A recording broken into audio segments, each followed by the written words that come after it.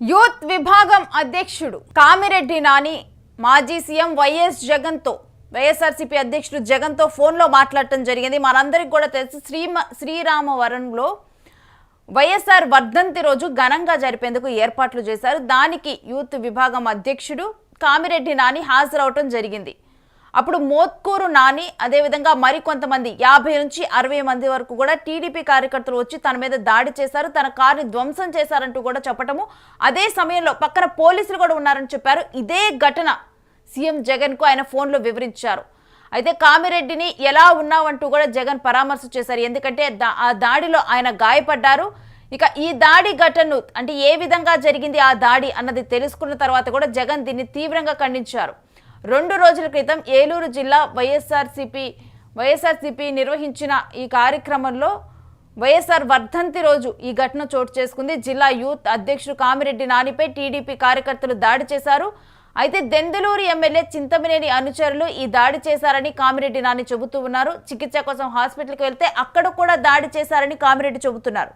దాడులను బలంగా తిప్పికొడదామని కామిరెడ్డికి జగన్ ధైర్యం చెప్పారు. సో మొత్తం అసలు ముందుగా జగన్తో ఏం మాట్లాడారు కామిరెడ్డి నాని అనేది కూడా ఇప్పుడు చూద్దాం.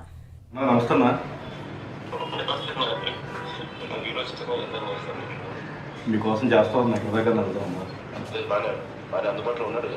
అందుబాటులో ఉన్నారు.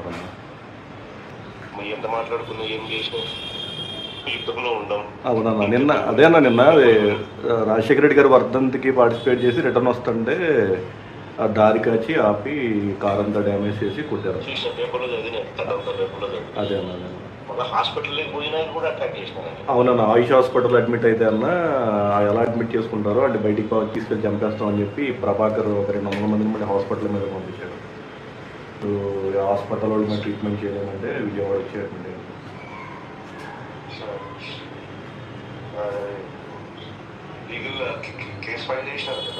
అంటే మనం కంప్లైంట్ ఇచ్చామన్నా ఇంకా మన ఏం కేసు ఫైల్ చేయలేదన్నా, వాళ్ళు కూడా మన మీద ఒక తప్పుడు కంప్లైంట్ మనం అటాక్ చేసామని చెప్పి కంప్లైంట్ ఇచ్చి ఈ ప్రభాకర్ నా మీద మళ్ళీ 307 కట్టమని చెప్పి ప్రజలు తీసుకొస్తారు అన్న స్పీకర్.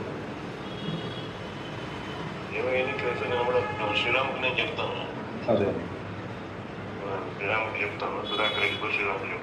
ఓకే అన్న తప్పకుండా థ్యాంక్ యూ. ఓకే అన్న అన్నా నమస్తే అన్న.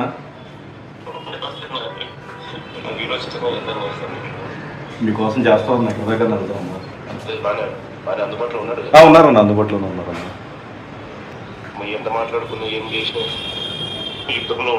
అవునన్నా నిన్న రాజశేఖర రెడ్డి గారు వర్ధంతికి పార్టిసిపేట్ చేసి రిటర్న్ వస్తుంటే ఆ దారి కాచి ఆపి కార్ అంతా డ్యామేజ్ చేసి కొట్టారు. అదే అన్న అవునన్నా ఆయుష్ హాస్పిటల్ అడ్మిట్ అయితే అన్న ఎలా అడ్మిట్ చేసుకుంటారో అంటే బయటికి తీసుకెళ్ళి చంపేస్తామని చెప్పి ప్రభాకర్ ఒక 200 మందిని మళ్ళీ హాస్పిటల్ మీద పంపించాడు. హాస్పిటల్ వాళ్ళు మేము ట్రీట్మెంట్ చేయలేమంటే విజయవాడ వచ్చేటండి.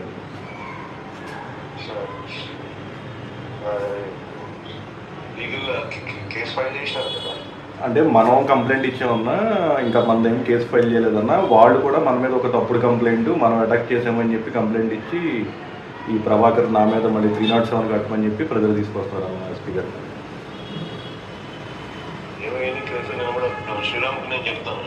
అదే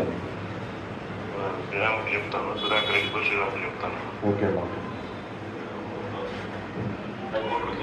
తప్పకుండా థ్యాంక్ యూ.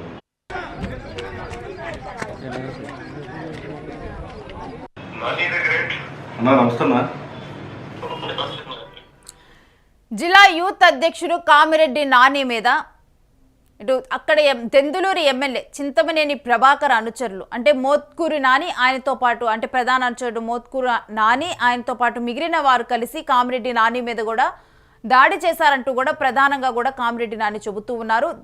అయితే ఆ రోజు అసలు ఏం జరిగింది, 2 రోజుల క్రితం ఏం జరిగిందంటే కామిరెడ్డి నాని వైఎస్ రాజశేఖర రెడ్డి వర్ధంతి వేడుకలకు వెళ్ళి ఆయన వస్తూ ఉన్నారు. అయితే అదే సమయంలో ముందు రోజు సాయంత్రం చింతమనేని ప్రభాకర్ అనుచరులు అందరూ కూర్చొని కూడా ఏ విధంగా దాడి చేయాలి ఇవన్నీ కూడా ప్రీ ప్లాన్డ్గా చేశారని కూడా చెప్తూ ఉన్నారు. ఏ విధంగా దాడి చేయాలి ఏంటి అనేది కూడా ప్రీ ప్లాన్డ్గా అనుకొని 50 నుంచి 60 మంది దాకా కూడా అక్కడే పోలీసులు ఉన్నారు. 50 మంది నుంచి 60 మంది దాకా బీరు సీసాలు, కర్రలు ఇవి తీసుకొని వెళ్ళి దాడి చేయటము, తర్వాత తన దగ్గర ఉన్నటువంటి కారును ధ్వంసం చేయటం జరిగింది. ఆ తర్వాత కామిరెడ్డి నాని మరలా కూడా ఒక హాస్పిటల్కి తానే ఫోన్లో చెప్తూ ఉన్నారు జగన్కి, అయేషా హాస్పిటల్కి వెళ్ళారు చికిత్స కోసం. ఎందుకంటే తాను కూడా ఆ దాడిలో గాయపడ్డాడు కాబట్టి మీరు ఏ విధంగా ఒక వ్యక్తిని అడ్మిట్ చేసుకొని చికిత్స అందిస్తారంటూ కూడా అక్కడ కూడా మరలా దాడి చేశారు. ఆ తర్వాత వేరే హాస్పిటల్కి వెళ్ళటం జరిగింది. అయితే దీంట్లో జగన్ అంటే పార్టీ అధ్యక్షుడు జగన్ అడిగింది ఏంటంటే అందరూ అందుబాటులో ఉన్నారా, మీకు అందరూ అందుబాటులో ఉన్నారా అంటే ఇప్పుడు ప్రజెంట్ ఆయన చికిత్స తీసుకుంటున్నారు. దీనికి సంబంధించి కూడా మొత్తం కూడా పార్టీయే చూసుకుంటుంది. లీగల్గా ప్రొసీడ్ అయ్యేందుకు కూడా పార్టీయే చూసుకుంటుంది. అంటే హత్యాయత్నం ఆ రోజు ఏం చెప్పారంటే డెఫినెట్గా కూడా నన్ను చంపేందుకే ఈ ప్రయత్నం చేశారు, అందుకే బీరు సీసాలు, కర్రలు, కత్తులతో దాడులు చేశారు, హత్యాయత్నంగా ఆయన చెప్పడం జరిగింది. ఆ తర్వాత పోలీసులు కేసు నమోదు చేస్తే సరే, లేకపోతే వెళ్ళి తామే కంప్లైంట్ చేస్తామన్నారు. కానీ ఇంకా కూడా కేసు నమోదు చేయలేదు. రివర్స్లో టీడీపీ వాళ్ళే కేసు పెట్టారు, టీడీపీ వాళ్ళే నా మీద కేసు పెట్టారంటూ కూడా ఇప్పుడు చెబుతూ ఉన్నారు. అయితే దీని మీద లీగల్గా ప్రొసీడ్ అయ్యి కేసు పెట్టేందుకైతే సిద్ధమవుతోంది వైఎస్ఆర్సీపీ సిద్ధమవుతోంది. ఆ మేరకే కూడా జగన్ హామీ ఇచ్చారు. లీగల్గా మొత్తం కూడా చూసుకునేందుకు సిద్ధంగా ఉన్నారంటూ కూడా జగన్ హామీ ఇవ్వటం జరిగింది. మరొక వైపు మిగిలిన వాళ్ళు అందుబాటులో ఉన్నారా, కార్యకర్తలు కానీ మిగిలిన వాళ్ళు అక్కడ ఉన్న పార్టీ పెద్దలు కానీ ఎవరైతే ఉన్నారో వారందరూ కూడా అందుబాటులో ఉన్నారా అని చెప్పి అడిగి తెలుసుకున్నారు.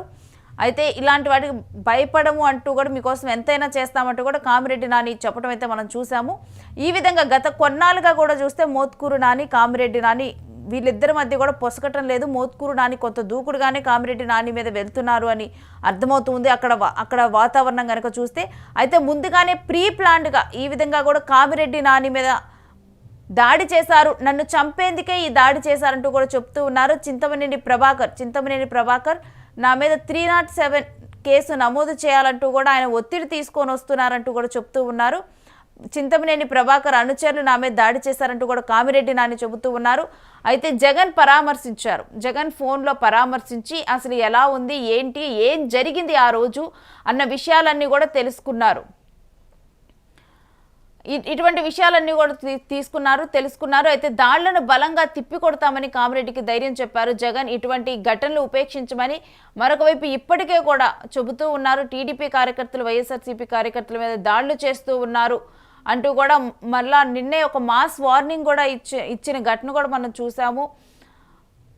మాస్ వార్నింగ్లో కూడా మీరు కేవలం అంటే ఊర్లు వదిలి వెళ్తున్నారు, మేము గనక అధికారంలోకి వచ్చిన తర్వాత 2029లో అధికారంలోకి వచ్చిన తర్వాత ఇదే విధంగా చేస్తే కనుక మీరు రాష్ట్రాలే వదిలి వెళ్లాల్సిన పరిస్థితి వస్తుందంటూ కూడా ఒక మాస్ వార్నింగ్ వైఎస్ఆర్సీపీ నేత ఇవ్వటం జరిగింది. సో ఇప్పుడు చూస్తే దాళ్లను బలంగా తిప్పికొడతామంటూ కూడా కామిరెడ్డికి జగన్ ధైర్యం చెప్పారు. ఒకసారి ఏం మాట్లాడారో మరోసారి విందాం.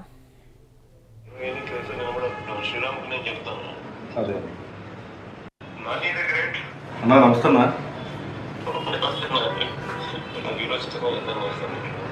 మీకోసం చేస్తా ఉన్నా దగ్గర ఉన్నారు, అందుబాటులో ఉన్నారు. ఎంత మాట్లాడుకున్నా ఏం చేసినా అవునన్నా. నిన్న రాజశేఖర రెడ్డి గారి వర్ధంతికి పార్టిసిపేట్ చేసి రిటర్న్ వస్తుంటే ఆ దారి కాచి ఆపి కార్ అంతా డ్యామేజ్ చేసి కొట్టారు. అదే అన్న అవునన్నా. ఆయుష్ హాస్పిటల్ అడ్మిట్ అయితే అన్న ఎలా అడ్మిట్ చేసుకుంటారో అంటే బయటికి తీసుకెళ్ళి చంపేస్తాం అని చెప్పి ప్రభాకర్ ఒక 200 మందిని మళ్ళీ హాస్పిటల్ మీద పంపించారు. హాస్పిటల్ వాళ్ళు మేము ట్రీట్మెంట్ చేయలేమంటే విజయవాడ వచ్చి అడ్మిట్ అయ్యారు.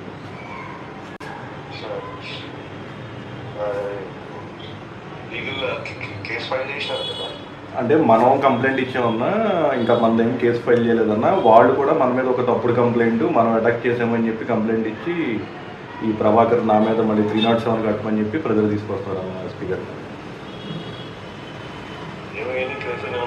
శ్రీరాముకి నేను చెప్తాను, అదే శ్రీరాముకి చెప్తాను, సుధాకర్ శ్రీరాముకి చెప్తాను. ఓకే.